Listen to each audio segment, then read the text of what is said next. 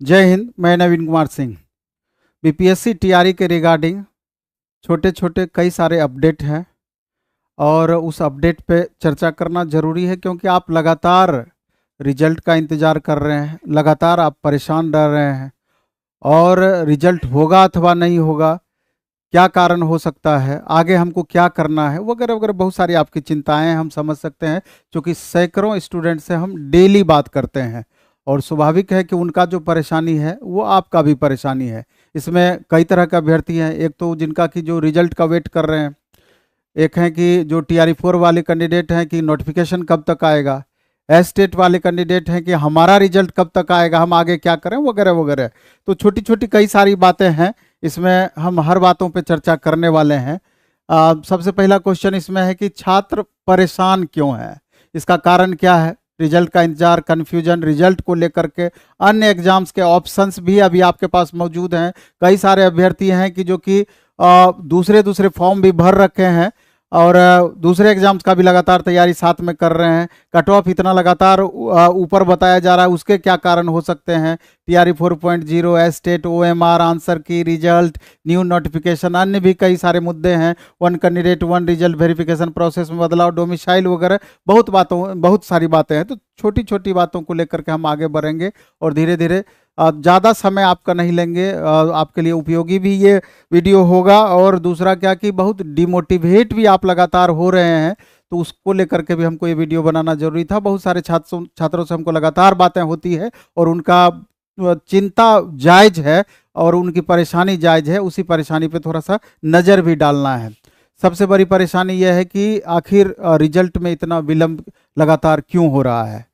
TRE 3.0 आप देख रहे थे कि एक बार OMR को अपलोड किया गया, फिर उस OMR को हटा दिया गया, फिर बताया गया कि अमुक डेट तक उसको सुधार करके दोबारा से अपलोड किया जाएगा। आंसर की फिर उसके बाद रिजल्ट, लंबे प्रोसेस हैं और इसका सबसे बड़ा कारण अभी बताया गया एक दूसरा के रिजल्ट में देर होने का, कि कास्ट को लेकर के जो प्रॉब्लम अभी बिहार में हुआ है, तांती तत्वा कास्ट को लेकर के उनको जो स्पेशल मौका दिया गया है कि दोबारा से अपडेट करने को लेकर के, उस कारण से आपके रिजल्ट में बदलाव की स्थिति बनी हुई है।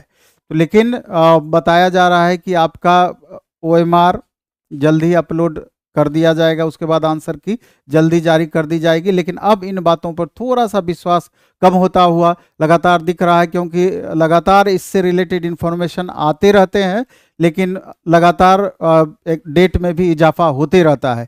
तो हम आपको यही कहना चाहते हैं कि बहुत आप परेशान नहीं हो, क्योंकि आपने अपना कर्म कर दिया है, आपने बहुत मेहनत किया है और बहुत मेहनत करके अपना बेस्ट परफॉर्मेंस देने का प्रयास किया। और एग्ज़ाम भी आप देख ही रहे हैं कि बहुत बच्चों का बहुत अच्छा भी एग्ज़ाम गया है और बहुत चिंतित भी हैं कि कहीं 1-2 नंबर से हमारा मिस तो नहीं हो जाएगा। और जिनका ज़्यादा गड़बड़ गया है वो तो निश्चिंत हैं कि लगता है कि हमारा रिजल्ट होगा अथवा नहीं होगा, वो आगे के लिए तैयारी के लिए चिंतित हैं कि अब हम क्या करें, दोबारा से हमको लग जाना चाहिए कि रिजल्ट का वेट करना चाहिए। बहुत सारी बातें हैं, तो तमाम बातों पर धीरे धीरे करके हम लोग फोकस करते हैं। सबसे बड़ा है कि छात्र परेशान, कारण क्या, कारण तो आप समझ गए रिजल्ट को लेकर के। तो मेरा आपसे ये रिक्वेस्ट है या ये कहना है कि रिजल्ट में निश्चित रूप से जो परिस्थितियां बनी हैं उसमें उसके अकॉर्डिंग आपको देरी होगी, लेकिन रिजल्ट को जो प्रभावित करने वाले कारण हैं उस पर भी अब चर्चाएं बहुत तेजी से बढ़ रही है। वन कैंडिडेट वन रिजल्ट को लेकर के, वेरिफिकेशन प्रोसेस में बदलाव को लेकर के, ये दोनों मुद्दे को लेकर के आप लोग देखें कि रोड पर भी सारे छात्र आए थे, साथ में हम भी गए थे उसमें, जहाँ तक बन पड़ा कोशिश जरूर हुई थी और लगभग आपका ये आंदोलन सफल भी रहा था। सफल इस मामले में कि जहां तक आप अपनी बातों को पहुंचाना चाह रहे थे, निश्चित रूप से आपकी बातें वहां तक पहुंची है और लगातार इस पर चर्चाएं चल रही है। और ये जो नीचे वाला आप डोमिसाइल वाली बात देख रहे हैं, अभी जाकर के इस पर भी चर्चाएं तेज हुई है, क्योंकि लगातार आप देख रहे हैं कि विधानसभा में भी इसको लेकर के लगातार प्रश्न उठ रहे हैं। कारण इसमें यह भी है कि जैसे बिहार की राजनीति में प्रशांत किशोर जी का जब से एंट्री हुआ है, तो ये मुद्दा थोड़ा सा ज़्यादा गर्म हुआ है, डोमिसाइल वाला, क्योंकि इसको RJD वाले भी लगातार उठा रहे हैं और अन्य विपक्षी पार्टी भी इस मुद्दे को लेकर के आगे प्रखर हो रहे हैं। और माननीय शिक्षा मंत्री जी भी इस मुद्दे को लेकर के बोले कि हम लोग विचार कर रहे हैं कि संवैधानिक स्थिति के अकॉर्डिंग क्या किया जा सकता है इस मामले में। इस पर लगातार चर्चाएं जारी है। तो मे भी अगर टीआरई 4.0 में डोमिसाइल को लेकर के कुछ बातें अगर बने तो इसका एक विंडो सिस्टम बनाया जा सकता है बिहार सरकार के द्वारा, लेकिन अभी तक इस पर कुछ भी कहना 100% कन्फर्मेशन के रूप में मुश्किल है। ये आगे चल करके इस मुद्दे को देखना होगा। लेकिन अगर वन कैंडिडेट वन रिजल्ट वाला इशू ये अगर इम्प्लीमेंट होता है, जिसकी संभावनाएं क्या बनेगी ये आगे चल करके इसके बारे में भी पता चलेगा।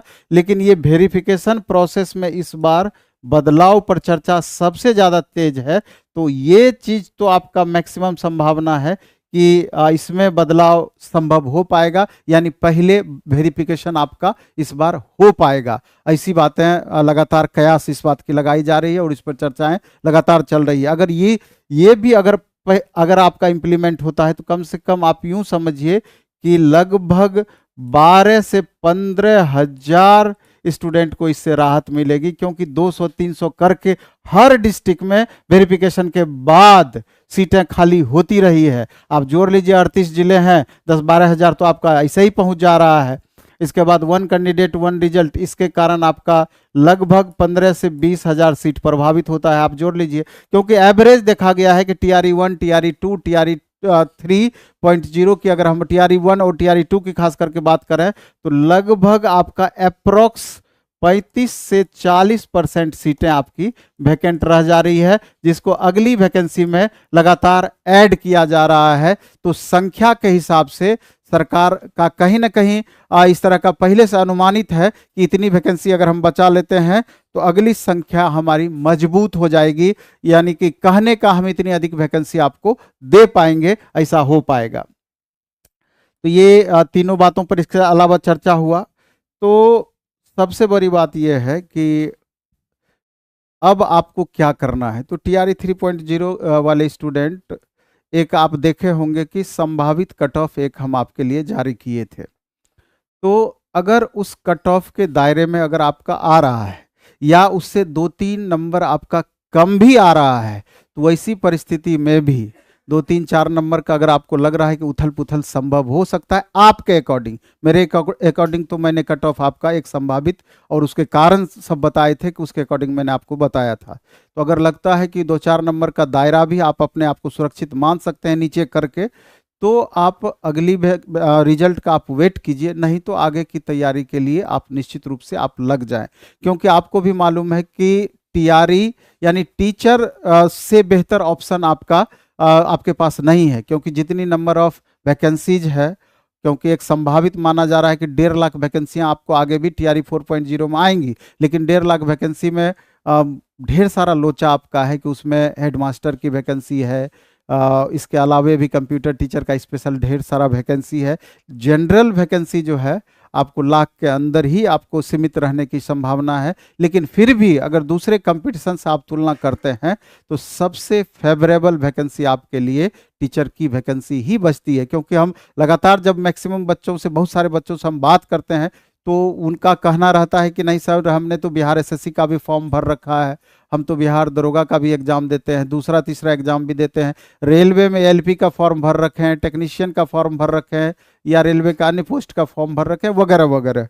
लेकिन आप देखिए तुलनात्मक रूप से कि नंबर ऑफ स्टूडेंट वहाँ पर कितने फॉर्म डालते हैं और नंबर ऑफ वैकेंसीज कितनी रहती है। अगर इस रूप में आप तुलना करेंगे तो आपको समझ में आ जाएगा कि सबसे ज़्यादा फेवरेबल कंडीशन आपका अभी भी, अगर बेहतर तैयारी नहीं भी हुआ है तब भी आपका टीचर का ही वैकेंसी टीआरई 4 का आपके लिए फेवरेबल रहने वाला है, अगर ये क्वालिफिकेशन आपके पास टीचर के लिए आपके पास है तो वैसी परिस्थिति में। इसलिए अगर दूसरा भी एग्जाम अगर आप देना चाहते हैं तो सिलेबस में बहुत बड़ा रेडिकल चेंजेस नहीं है, बहुत बड़ा बदलाव नहीं है, इसलिए करके बीच बीच में दूसरे एग्जाम्स का भी टेस्ट वगैरह देते रहें, जिससे कि आपको दूसरे एग्जाम के लिए भी परफॉर्मेंस आपको लगातार पता चलते रहे कि आपका स्ट्रेंथ लेवल क्या है।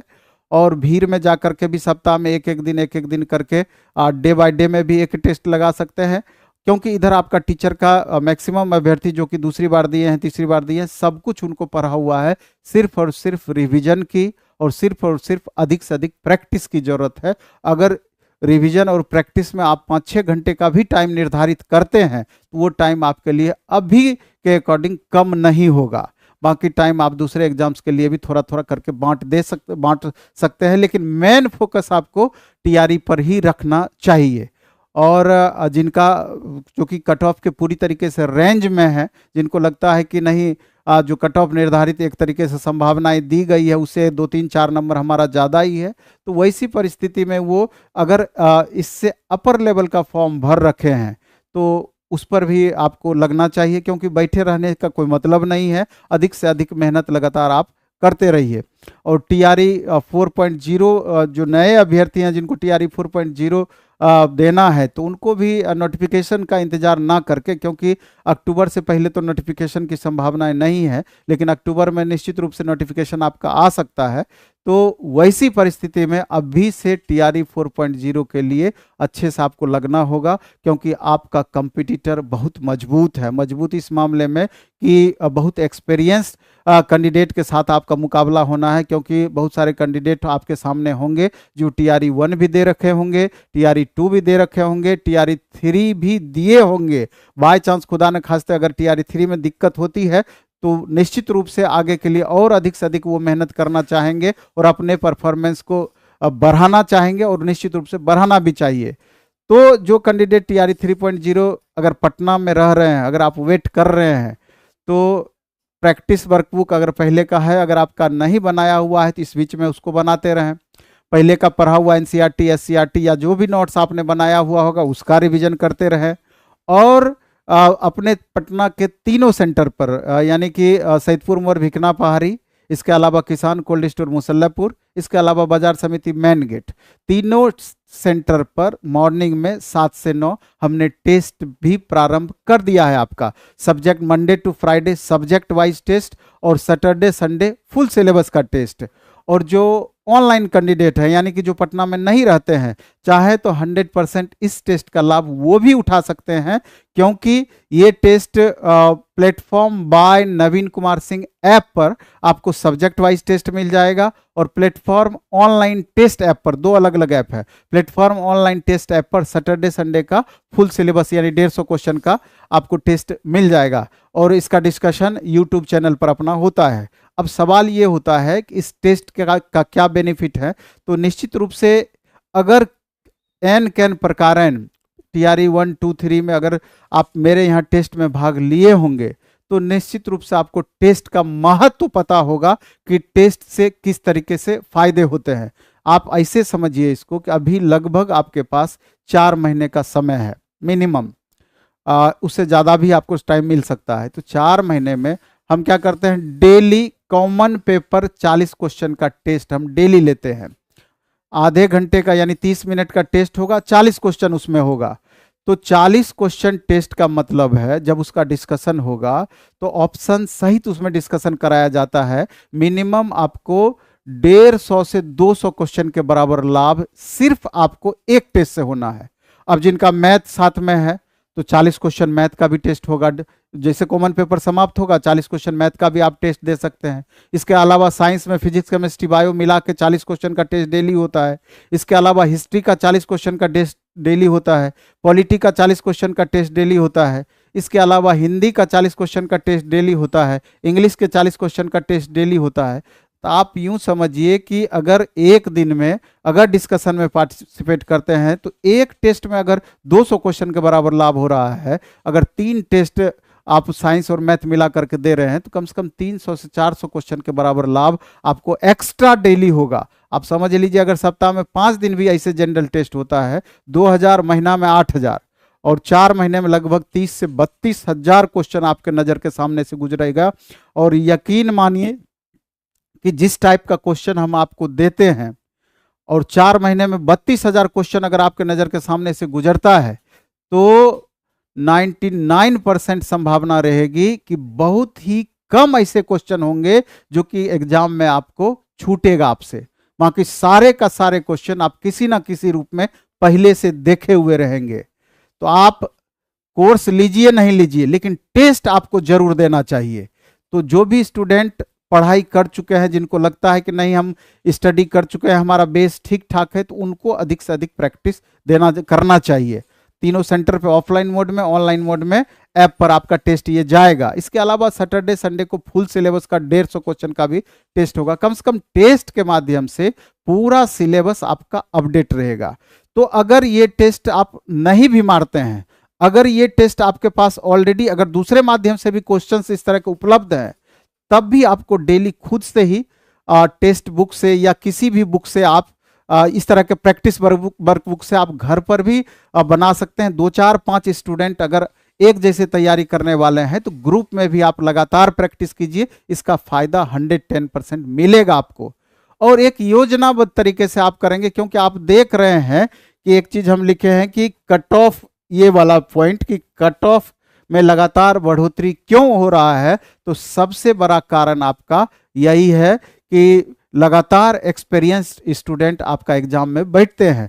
टीआरई 1 उन्होंने दिया, टीआरई 1 के पहले तो उस समय तो आपको सिलेबस ही पता नहीं था, तो इसलिए करके उस समय का एकदम अंधेरे में रह करके तैयारी किए। लेकिन जब आपको सारा कुछ पता चल गया तो डेप्थ भी आपका बढ़ता गया, एकदम लिमिट संसाधन में जो सिलेबस के अकॉर्डिंग आपने तैयारी किया, तो स्वाभाविक रूप से 1 बार तैयारी किया, 2 बार तैयारी किया, 3 बार तैयारी किया, तो परफॉर्मेंस तो धीरे धीरे आपका ग्रो होगा ही होगा।